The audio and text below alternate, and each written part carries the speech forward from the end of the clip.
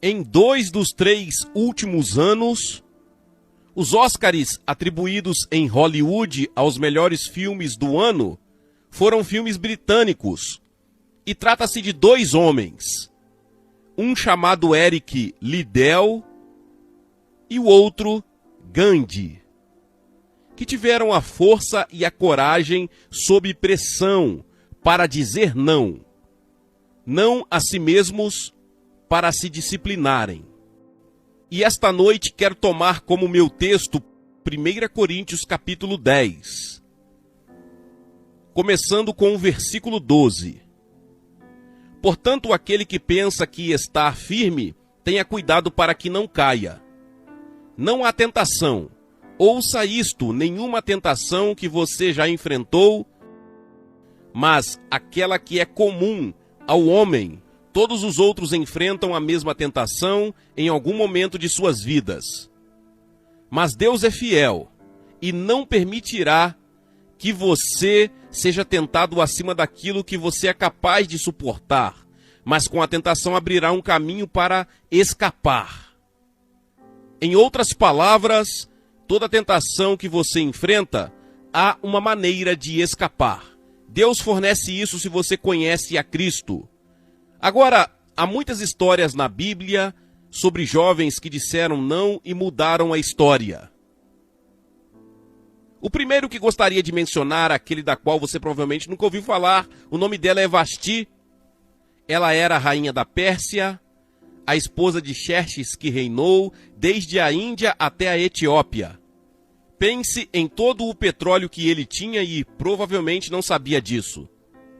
Um dos monarcas mais ricos que já existiu, e ele deu uma grande festa que durou muitos dias, e no final, em sua espécie de estupro, embriaguez, ele ordenou que sua esposa Vasti viesse e executasse uma dança lúdica diante de todos os seus convidados.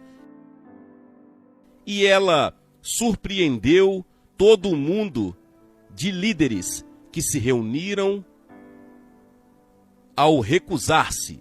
Ela disse não. Não irei expor meu corpo àqueles homens maliciosos. Ele enviou uma segunda mensagem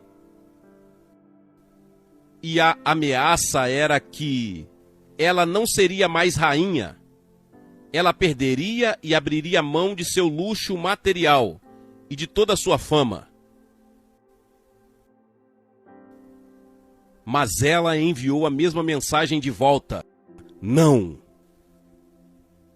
E ela mudou a história, porque foi deposta como rainha.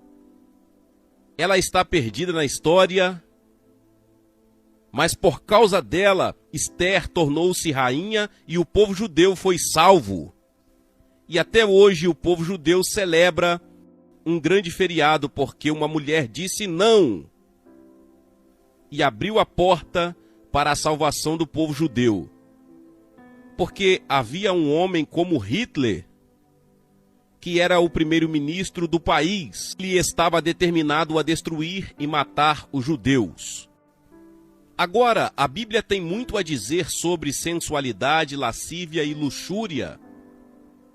A palavra lascívia significa a tendência de incitar desejos lascivos. Sexualidade significa o apelo planejado aos sentidos físicos para a gratificação pessoal. A Bíblia diz para se abster da luxúria carnal, isso é sensualidade que guerreia contra a alma. Eles estão em guerra contra a sua alma e o seu espírito. E a Bíblia diz, abstenha-se deles, mantenha-se afastado deles. E então a Bíblia usa outra palavra, réprobo. Agora, essas são as pessoas totalmente carentes, suas consciências estão mortas ou cauterizadas, elas não podem ser mais bênção, elas perderam a capacidade do discernimento entre o bem e o mal. Em Romanos 1:28 diz, e mesmo que eles não gostassem de reter Deus em seu conhecimento, Deus os entregou a uma mente reprovável para fazerem coisas que não são certas. Deus desistiu deles e disse, vá em frente. Tenha toda a lascívia e todo o sexo e sexualidade que você quiser. Não vou incomodá-lo. Ainda não.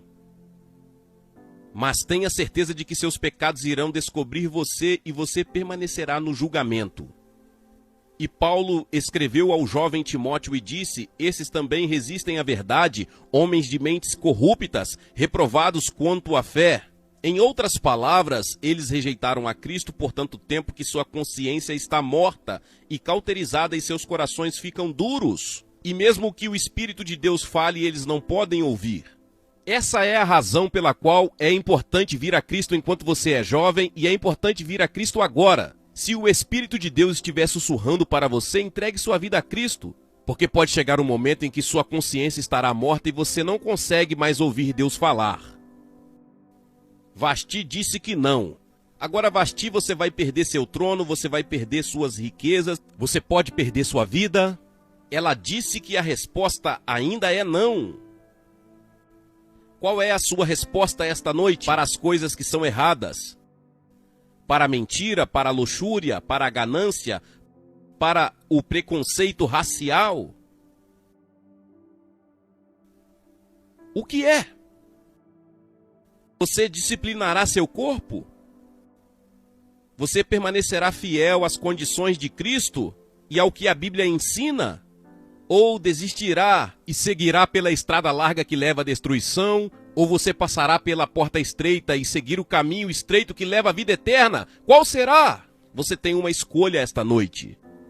Deus nunca forçará seus pontos de vista sobre você. E então outro jovem se chamava Daniel. E as Escrituras dizem que Daniel propôs em seu coração não se contaminar com a porção da carne do rei, nem com o vinho que bebeu. Agora Daniel era um jovem com um propósito. Ele havia sido capturado em Jerusalém.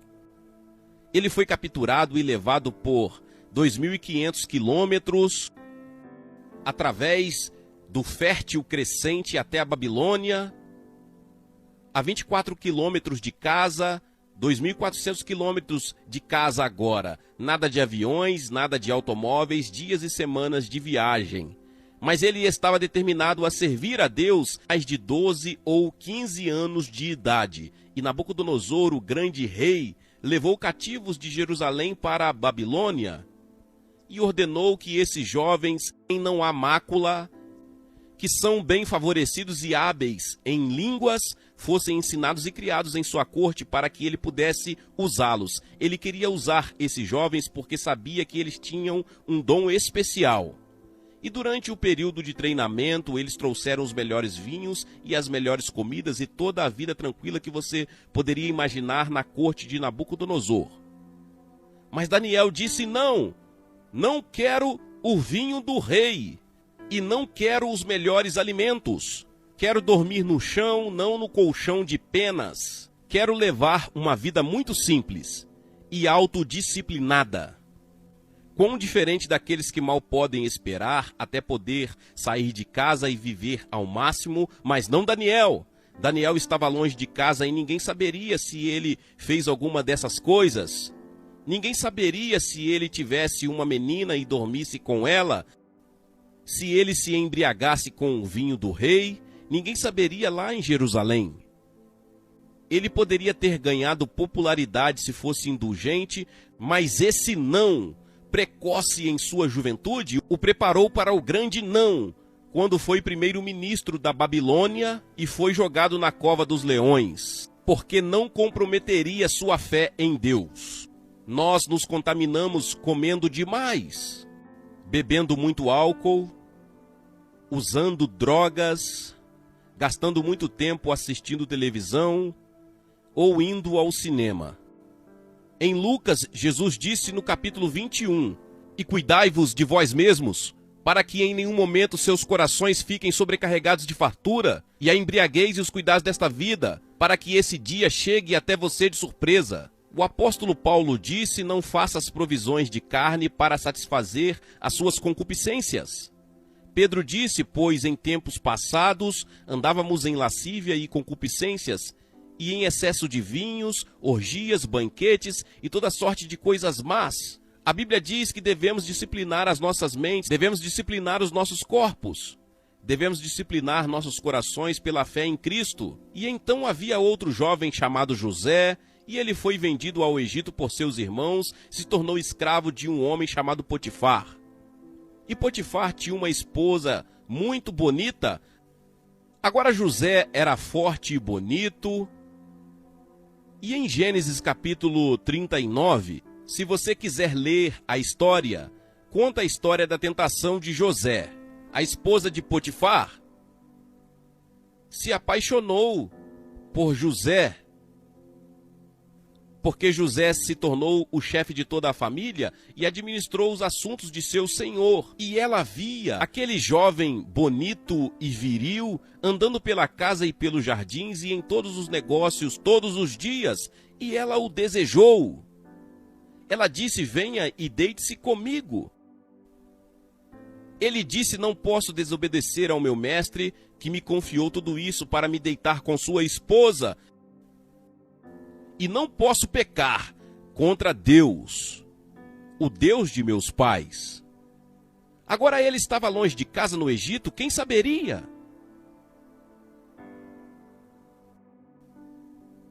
Mas ele disse não. E quando ele disse não, na última vez que fugiu dela, quando ela o agarrou e deixou o casaco para trás e começou a gritar e a chamar os outros, e disse que ele tentou a estrupar, o que não era verdade, mas ela disse, e o mestre de Potifar mandou jogá-lo na prisão. E muitos de vocês conhecem a história, como ele esteve na prisão e como, através de uma série de circunstâncias, ele também se tornou o primeiro-ministro do Egito e governou o Egito sob o faraó. Deus o observou e o promoveu, porque ele tinha a força de Deus que lhe deu para dizer não. A força que Deus lhe deu para dizer não. Agora, sexo não é pecado. O sexo foi dado por Deus para propagar a raça humana e para desfrutar dentro dos limites de certas regras que Deus estabeleceu no matrimônio. E as marcas de um cristão são o autocontrole e a autodisciplina. E Paulo escreveu a Timóteo e disse: mantenha-se puro. Como você pode permanecer puro em um mundo como o que vivemos? Como você pode permanecer puro e olhar as bancas? Como você pode permanecer puro e assistir aos filmes? Como você pode permanecer puro com todas as tentações que lhe são lançadas? Você não pode. De jeito nenhum. Exceto um. Se Cristo estiver em seu coração, ele lhe dará a força e o poder, porque nenhuma tentação tão forte virá até você. Mas ele fornecerá uma maneira de escapar.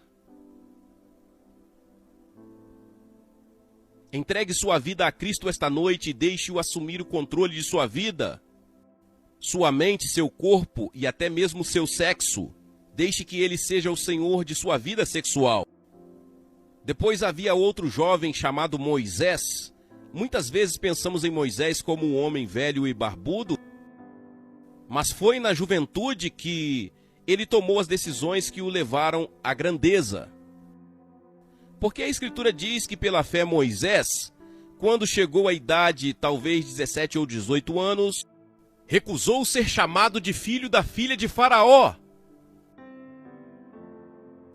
Escolhendo, ele teve que escolher antes de sofrer aflições com o povo de Deus, do que desfrutar dos prazeres do pecado por um período. Agora observem que ele estava no Egito, filho da filha do Faraó, herdeiro do trono do Egito, possivelmente para ser o próximo Faraó.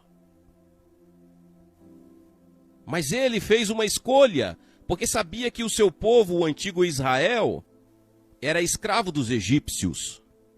E ele teve que fazer uma escolha no auge da sua glória, no auge de tudo o que lhe foi oferecido.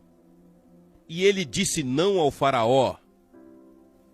Não serei seu filho, escolherei sofrer e morrer com o meu povo, e servir ao Deus vivo e verdadeiro. E foi exatamente isso que ele fez.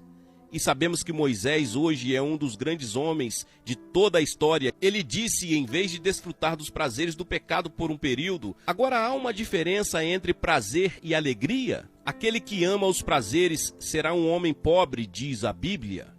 E a Bíblia diz sobre um homem: eu dei meu coração para conhecer a loucura, o prazer e a loucura. Mas isso causou o aborrecimento do espírito. Mas ele que vive em prazer está morto enquanto ele vive. Amantes dos prazeres mais do que amantes de Deus. A Bíblia diz que há pessoas que amam mais o prazer do que amam a Deus. E quanto a você? Você ama a Deus mais do que ao prazer pecaminoso? Não estou falando de esportes e de todas essas coisas maravilhosas que temos. Estou falando sobre prazer pecaminoso. Agora, a alegria é produzida pelo Espírito Santo e existem centenas de escrituras que falam sobre alegria. Você pode ter alegria quando não tem prazer, porque a alegria é profunda. O anjo disse a Maria naquela primeira noite de Natal: não temas, porque eis que trago boas novas de grande alegria, que serão para todos os povos. E mesmo no sofrimento, quando você vem a Cristo, Deus não tira o sofrimento e não tira os problemas e as dificuldades de sua vida de jeito nenhum. Ele não promete que se você estiver desempregado, ele vai conseguir um emprego para você amanhã de manhã, se você aceitar a Cristo esta noite. Ele promete que dará graça, força e alegria em tudo isso. Bem-aventurados sereis quando os homens vos odiarem, disse ele, e quando vos separarem da companhia deles, e vos injuriarem e rejeitarem o vosso nome como mal, por causa do Filho do Homem, regozijai-vos naquele dia e pule de alegria. Ele disse que quando você vier até mim e tiver problemas e tribulações e as pessoas até te odiarem, ele disse: pule de alegria, pois eis que sua recompensa é grande no céu. Pois da mesma maneira foram seus pais e os profetas. Todos os que vivem piedosamente em Cristo Jesus sofrerão perseguição, diz a Bíblia. Haverá sofrimento. Jesus disse: se você não estiver disposto a tomar a cruz e negar a si mesmo, você não pode ser meu seguidor. Moisés escolheu a alegria de seguir a Deus em vez dos prazeres do Egito. O que você está seguindo? Qual é a sua escolha esta noite? E então o último é Jesus. Jesus foi tentado em todos os pontos, assim como nós, ainda estando sem pecado. Agora, você quer me dizer que Jesus foi tentado a mentir? Sim. Que Jesus foi tentado à luxúria? Sim. Que Jesus foi tentado a ir com alguma mulher? Sim. Que Jesus foi tentado a roubar? Sim. Ele foi tentado em todos os pontos, assim como nós, mas sem pecado. Como ele venceu a tentação? A Bíblia diz no 4º capítulo de Mateus e em muitos outros lugares, mas vou apenas considerar esse: o diabo veio até ele quando ele estava com fome, cansado e com sede, e disse: se tu és o Filho de Deus, ordena que essas pedras se transformem em pães. Observe que ele tentou colocar dúvidas na mente de Jesus sobre quem ele era. Veja, Jesus era o Filho de Deus. Ele era o Filho de Deus, nascido de uma virgem, que foi ressuscitado dentre os mortos pelo poder de Deus e está vivo hoje. Mas o diabo colocou uma dúvida em sua mente. Ele estava fraco, ele estava cansado, ele estava com fome. Agora, era um homem. Ele enfrentou o diabo não como o Filho de Deus. Ele o encarava como homem e sempre respondia citando as Escrituras. É por isso que queremos que você memorize as Escrituras. O homem não viverá só de pão, mas de toda a palavra que procede da boca de Deus. Jesus disse que há algo mais importante do que comida, sexo e coisas materiais.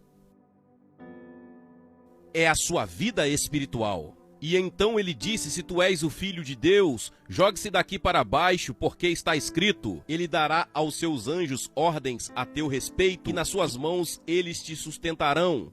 E Jesus disse novamente: está escrito, não tentarás o Senhor teu Deus.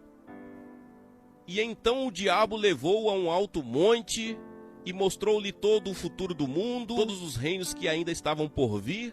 E ele lhe disse: se você se ajoelhar diante de mim e prostrado me adorarás, eu lhe darei todos os reinos da terra, de agora em diante. Mas Jesus disse: entenda essas coisas, Satanás. Tu adorarás o Senhor teu Deus e somente a ele adorarás. Então o diabo o deixou e os anjos vieram e o ajudaram. Observe como Jesus encontrou o diabo e a tentação. Primeiro, ele citou as Escrituras. Segundo, ele foi cheio do Espírito Santo. E terceiro, ele estava na vontade de Deus. Você está disposto a dizer não às tentações do tentador? Você está?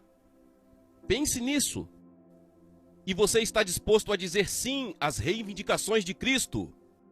Que Ele é o Filho de Deus e que você deseja que Ele entre em seu coração e perdoe seus pecados e você quer saber disso? Ou eu sei que muitos de vocês foram batizados e recebidos. A maioria de vocês talvez seja membro de alguma igreja, ou esteja identificado como uma igreja, ou talvez vá à igreja 2 ou 3 vezes por ano. Não sei se você vai ou não, mas tenho certeza de que muitos de vocês fazem isso. Mas não tenho certeza. Você não poderia ficar aqui esta noite e dizer: eu sei que meus pecados estão perdoados, eu sei que estou indo para o céu. Deus está disposto a perdoar todo o seu passado esta noite por causa da cruz. Deus está disposto a dizer: eu te perdoo porque Ele te ama. E Deus está interessado em você como se você fosse a única pessoa em todo o mundo. E você pode recebê-lo esta noite. Você diz: o que eu tenho que fazer? Você tem que primeiro estar disposto a se arrepender de seu pecado. Esse foi o primeiro sermão que Jesus pregou, foi arrependimento. E a palavra arrependimento significa mudar, mudar de ideia, mudar seu modo de viver, deixar Cristo vir e ajudá-lo a mudar. Você está disposto a fazer isso? Você não pode mudar a si mesmo,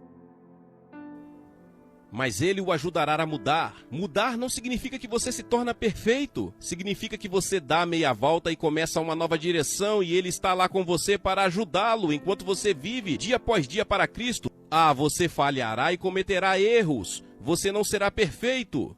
Mas Cristo estará com você se você estiver disposto a se arrepender. Diga a Deus esta noite: eu pequei, me arrependo e estou disposto a mudar. E então a segunda coisa é, pela fé, o receber. Observe que Cliff disse há pouco: você não pode pensar do seu jeito até o fim. Há certas coisas nas quais você pode pensar, mas há muitas coisas que no começo você não consegue. Você vem como uma criança e diz: Senhor, eu não entendo tudo, mas eu te recebo em meu coração esta noite pela fé. Porque pela fé você é salvo, por meio da fé e não de obras, para que ninguém se glorie. Pois pela graça você é salvo. E então a terceira coisa, você está disposto a sair daqui esta noite dizendo: vou segui-lo e servi-lo da melhor maneira que puder. Você sabe, em nossa reunião em Bistrol, há algumas semanas, havia um garoto de 17 anos e ele teve uma aula de direção naquela noite e pediu ao seu instrutor para deixá-lo em Ashton Gate, o estádio. E naquela grande multidão ele localizou sua família, que havia recebido ingressos para aquela noite, e a convite ele e sua irmã fizeram o que vou pedir que vocês façam. Eles avançaram e ficaram em frente à plataforma, para indicar que estavam entregando suas vidas a Cristo. Uma semana depois, este jovem, de 17 anos, foi morto, depois que um túnel de areia desabou sobre ele na praia. Você provavelmente leu sobre isso no jornal. Ele disse sim a Cristo sem nunca sonhar que dentro de poucos dias estaria no céu e que o veremos no céu. Você sabe, se isso acontecesse com você hoje à noite, para onde você iria? Pode ter certeza, antes de sair daqui, vou pedir que você saia do seu lugar agora mesmo. Centenas, talvez milhares de vocês vêm e ficam neste campo em silêncio e reverência, dizendo: vindo, quero me arrepender dos meus pecados. Quero receber Cristo em meu coração. Quero saber que meus pecados estão perdoados. Quero saber que vou para o céu e quero esta nova vida. Jesus morreu publicamente por você, nu, sangrando e morrendo, na frente daquela multidão por você. Certo de que você pode vir a este lindo campo esta noite e se declarar por Cristo. Não só os jovens. Você pode ter 70 ou 80 anos e Deus falou com você esta noite: levante-se e venha. Nós vamos esperar por você. Esta noite, enquanto você observa milhares de pessoas saindo das arquibancadas aqui no estádio para virem à plataforma, para indicar seu desejo de entregar seu coração e vida a Jesus Cristo, então o Espírito de Deus está falando com você. Talvez você queira falar com alguém agora, um conselheiro, está pronto para conversar com você sobre sua necessidade, sobre seu problema espiritual. Ligue para o número que está na sua tela. Se a linha estiver ocupada, aguarde alguns instantes e ligue novamente. Os conselheiros estarão esperando para atender sua ligação. Entregue sua vida a Cristo esta noite e tome a decisão que essas pessoas estão tomando, essas centenas de pessoas. Vimos mais de 3.000 pessoas todas as noites desta semana indo a este campo para assumirem seu compromisso com Cristo. Você se junta a eles onde você está e assume esse compromisso com Ele. Deus o ajude a tomar essa decisão esta noite. E não se esqueça de ir à igreja no próximo domingo.